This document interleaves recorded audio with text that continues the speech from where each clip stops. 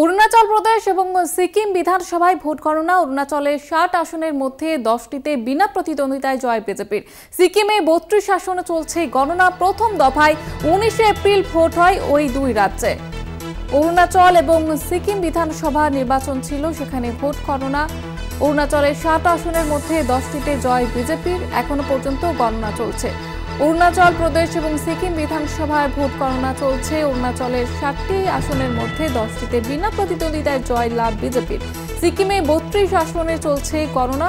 প্রথম দফায় 19 April vote হয় ওই দুই কেন্দ্রে।